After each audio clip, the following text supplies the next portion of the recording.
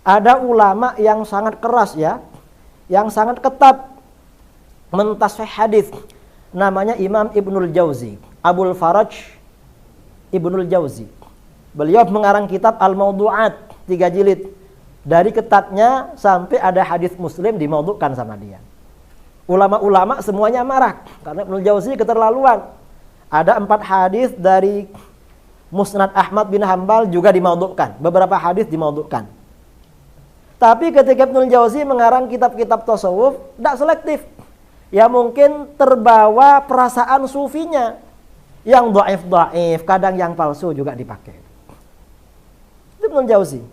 Nah, Syekh Ibnu Taimiyah juga begitu. Walaupun sedikit-sedikit dia mengatakan hadzal hadis kizbun bi ijma'il muhadditsin. Kan sedikit-sedikit begitu Syekh Ibnu Taimiyah itu. Kalau ada hadis tidak cocok langsung kizbun bi ijma'il muhadditsin. Jadi tidak nanggung kalau bicara itu. Tapi di dalam kitab-kitabnya kadang yang dhaif, kalau cocok dengan pikirannya yang palsu kadang juga dipakai. Syekh Ibnul Qayyim juga begitu. Ini kalau kita berbicara kita harus tahu, fakta ini harus tahu. Agar kita tidak menyerang kita. Nah, kemudian ini juga ya, strategi yang dilakukan oleh Wahabi, mengacaukan kitab-kitab akidah yang ditulis oleh para ulama ahli hadis, pengikut mazhab Asy'ari seperti kitab Al-Baihaqi, Ad-Dani, Ibnu Hajar dan lain-lain, dengan cara menerbitkan dan memberi tahqiq yang justru berlawanan dengan akidah penulis kitab tersebut. Akan tetapi ketika penulis kitab tersebut memaparkan dalil-dalil akidah Ahlus Sunnah, sang pentahqiq tidak memberinya komentar, yaskut. Jadi hadza batil. Tapi ketika disampaikan dalilnya, diam dia. Itu kan namanya tidak ilmiah.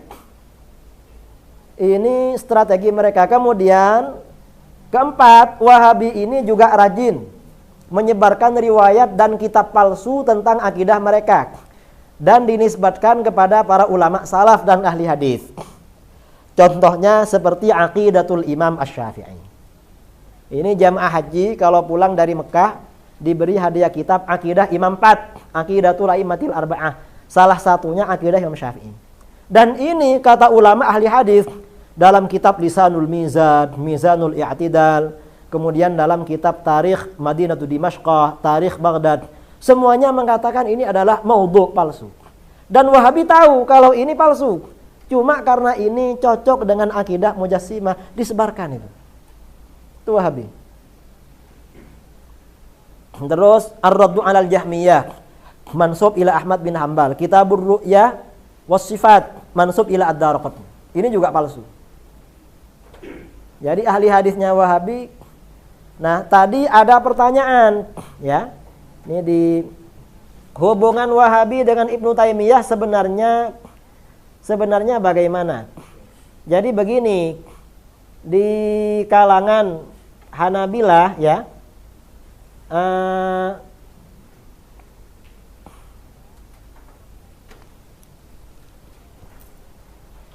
hubungan pemikiran kaum Wahabi dengan salaf. Jadi ini sebenarnya berangkat dari posisi Imam Ahmad bin Hambal, pendiri mazhab Hambali. Imam Ahmad bin Hambal, pendiri mazhab Hambali, adalah tokoh fenomenal yang berdiri di persimpangan jalan kaum Ahlus Sunnah.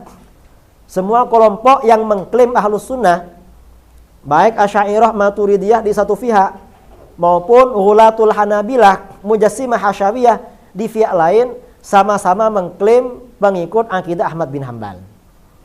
Jadi sama. Ini termasuk apa ya? Jadi hebatnya Imam Ahmad bin Hambal. Semua kelompok mengaku pengikutnya, padahal beda ajarannya.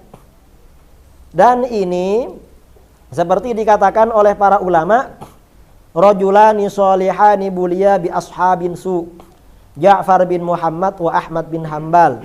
Dua tokoh yang soleh reputasinya dirusak oleh para pengikut yang buruk, yang jahat. Imam Ja'far bin Muhammad As-Shadiq dirusak oleh orang-orang Syiah. Imam Ahmad bin Hambal dirusak oleh orang-orang Hasyawiyah, Mujassimah. Nah, karenanya di mazhab Hambali, ideologi mazhab Hambali pecah. Ada kelompok Munazzihah ya, Yang Asy'ariyah di antara tokohnya Ibnu Aqil Al-Hambali, Rizqullah bin Abdul Wahhab At-Tamimi, temannya Imam Al-Baqillani. Kalau Ibnu Aqil ini muridnya Imam Abu Ishaq Asy-Syirazi. Kemudian Ibnul Jauzi. Kemudian ada kelompok Mujassimah. Yang Mujassimah ini tokoh-tokohnya ada Abu Ali Al-Barbahari, ada Abu Ya'la Al-Farra Al-Baghdadi, ada Ibnu Battah. Ini tokoh-tokohnya. Nah, cuman dalam dan ini tarik-menarik. Akidahnya berbeda tapi sama-sama mengaku kami yang Hambali. Yang lain bukan. Tapi beda. Nah, ini dua faksi ini ada perbedaan dan ada persamaan. Perbedaannya, keduanya perbedaan mereka berbeda dalam hal akidah. Seperti tentang takwil ayat-ayat dan hadis-hadis mutasyabihat. Dalam isbat menetapkan sifat-sifat khabariyah dan tema akidah lainnya. Ini perbedaannya. Kesamaannya, sama-sama mengikuti ajaran tasawuf. Jadi Hanabilah itu dulu sama-sama sufi. Sama-sama ziarah kubur, sama-sama istighatsah, tawassul dan tabarruk. Jadi Hanabilah itu dulu dalam hal-hal tasawuf ya, tabarruk, istighatsah, tawassul itu sama dengan kita. Sama. Nah, kemudian ini ada radikalisasi. Ibnu Taimiyah meradikalisasi akidah mazhab Hambali menjadi tasyaddud.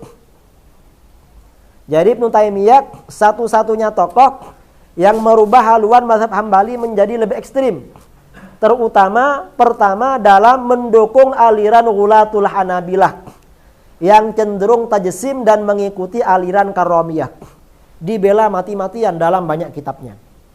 Yang kedua, membunuh suara kelompok Fudolaul Hanabilah yang diwakili oleh kelompok Ibnul Jauzi yang beraliran Munazzihah. Ini dihabiskan ini sama Ibnu Taimiyah. Ketiga, mengharamkan ziarah makam Nabi SAW, ziarah makam wali, istighatsah, tawassul, tabarruk dengan orang soleh yang sudah wafat dan fatwa-fatwa lain yang keluar dari mazhab. Padahal sebelumnya baik yang Munazzihah maupun yang Mujassimah ini masih sama. Tentang poin ketiga ini sama masih. Tidak berbeda dengan kita. Ini Taimiyah yang pertama kali sunnah sunnatan sayyi'atan ini. Kana alaihi wizruha.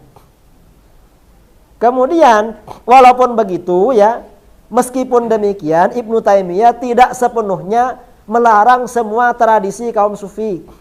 Ibnu Taimiyah masih membolehkan membaca Al-Quran di kuburan. Boleh hadiah pahala bacaan Al-Quran dan ibadah lain kepada orang mati. Masih boleh di dalam majmu' fatwanya. Membolehkan majelis zikir. Membolehkan tahlilan. Membolehkan maulid. Jadi masih tidak se-ekstrim Wahabi. Nah, kemudian pada abad 12 ada radikalisasi mazhab Hambali jilid 2. Lebih radikal lagi. Kalau tadi kan jilid pertama, ini jilid 2 di tangan Muhammad bin Abdul Wahhab. Jadi Syekh Muhammad bin Abdul Wahhab ini melakukan radikalisasi ajaran Hambali versi Ibnu Taimiyah. Cuma Muhammad bin Abdul Wahhab ini tidak begitu menguasai masalah tajsim. Masalah tanzih tajsim tidak menguasai. Ini yang banyak masalah tentang apa? Tentang hukum kuburan. Yang berkaitan dengan kuburan dan orang mati. Muhammad bin Abdul Wahhab ini. Nah, pertama, jadi persoalan hukum kuburan seperti ziarah, istighatsah, tawassul dan tabarruk yang diharamkan oleh Ibnu Taimiyah ini oleh Wahabi dinaikkan status hukumnya menjadi syirik akbar dan kafir. Kemudian beragam tradisi Islami yang dibolehkan oleh Ibnu Taimiyah seperti baca Quran di kuburan, tahlilan, zikir bersama, maulid, dan semacamnya, dulu asalnya boleh, dinaikkan status hukumnya menjadi haram. Ini dulu. Nah sekarang, tapi Muhammad bin Abdul Wahhab ini masih membolehkan talqin.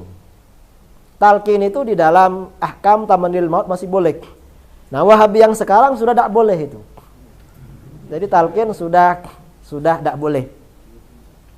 Karena memang apa? Apalagi Al-Albani. Ini Al-Albani sangat menganggap Ibnu Taimiyah ini bodoh katanya. Kan banyak orang-orang Wahabi di Saudi marah pada Ibnu Taimiyah. Karena menganggap Al-Albani terang-terangan memang anna Syekh Muhammad bin Abdul Wahhab jahil bi'ilmil hadis jahlan baligha. Jadi katanya begitu, orang Wahabi marah-marah itu. Nah, wallahu a'lam bishawab. Ini ya masalah apa? Pemikiran Ibnu Taimiyah. Karenanya kita ini bicara tahlil, Ibnu Taimiyah bolehkan tahlil. Kata Ibnu Taimiyah dalam fatwanya, al-ijtima' li dzikrillah wastima'u kitabih amalun shalih wa huwa min afdhalil qurbat